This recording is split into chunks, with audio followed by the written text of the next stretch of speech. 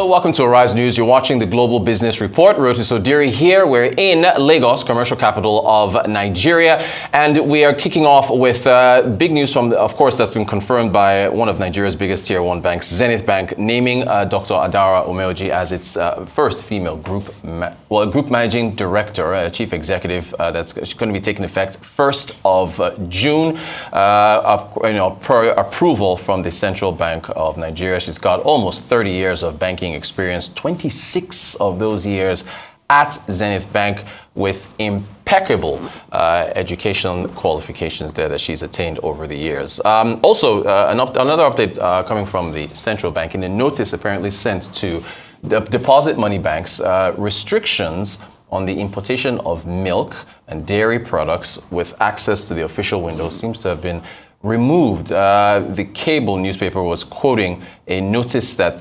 Zenith Bank, funny enough, sent to customers. Let's take a look at what that was said. Please be informed that the Central Bank of Nigeria, through its circular, and that's the reference number, dated March 12th, has provided an update on eligible items for foreign exchange that's non-valid for FX. And the notice continues saying that as far as dairy products and milk are concerned, there it is. In light of the foregoing, please note that the restriction on foreign exchange for the importation of dairy products and its derivatives to all entities except selected companies has been lifted. Any entity that meets the necessary extant regulation requirements is allowed to source for FX at the foreign exchange market. That's the Nigeria Autonomous Foreign Exchange Market, the NAFEM.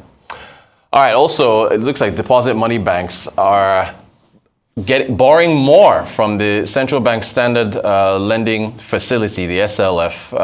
The numbers there, January through March 15th, 24 trillion naira. That exceeds all of 2023, where 19.8 trillion was accessed, and also 2022.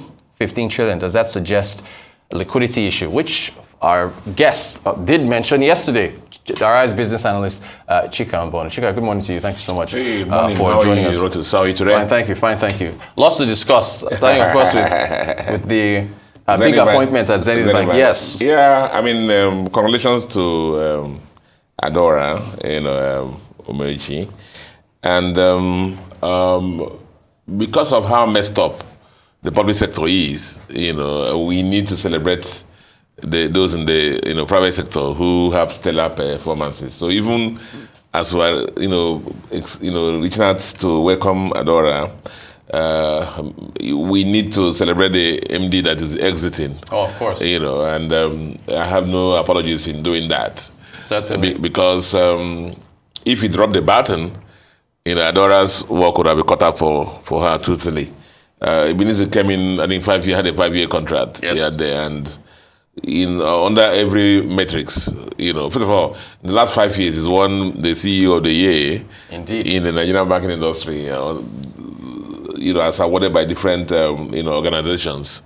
More than tripled the balance sheet, more than tripled deposit base, profitability more than tripled. On every parameter you can think about.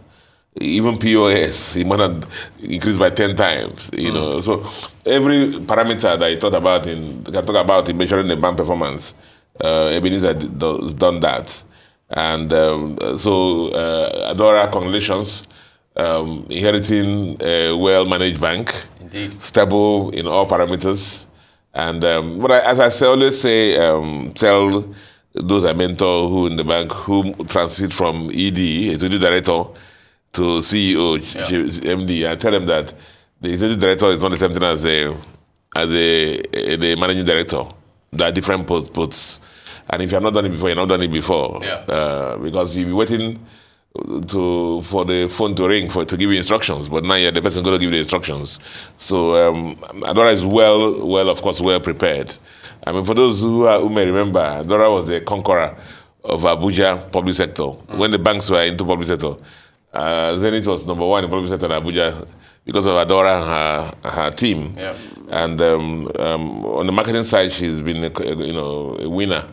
And indeed, I finished a banking school for one of my banking clients lately, just about 2 weeks ago. And yesterday, when Adora's profile came out, I sent it to the group, especially the ladies there, who our sisters, funnily, in Nigeria, in Black World, usually struggle think that there are limitations on getting to the top. And one of the staff of the class just told me that now she has more reason why to work harder, that she knows she can make it. Motivating. So, motivating. So, Adora on educational something, she conquer all the grants. As Nigerians say, bachelor degree a day, master degree a day, PhD a day. All the certifications possible a day. So where is she coming to? A banking industry that is struggling for liquidity. Yeah. Banking industry that's struggling with the devaluation impact on the balance sheets. And probably non-performing loans are going to increase because of that. Because what business are going to be doing at interest rate at 30 or 35%?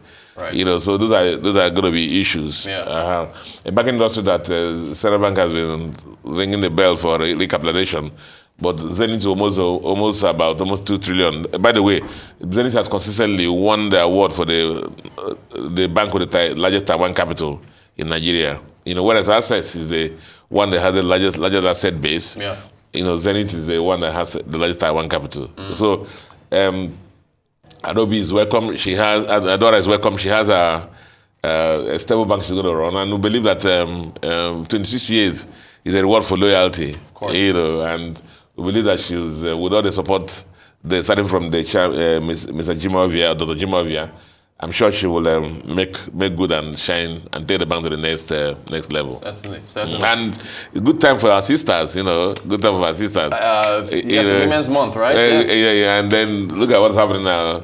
Out of the top 5 banks, GT Bank. Yes. The CEO is a lady, Mariam.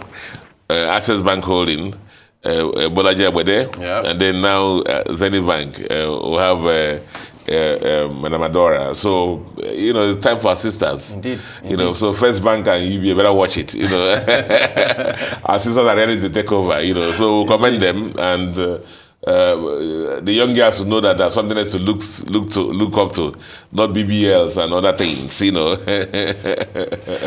So on the matter of the milk and dairy restrictions being lifted, not surprising, because when the 43 items were moved, we just believe that should also be included. Yeah. So any chinks in the system that will make people, go to that other market. Yeah, but it's coming and compete in the main market.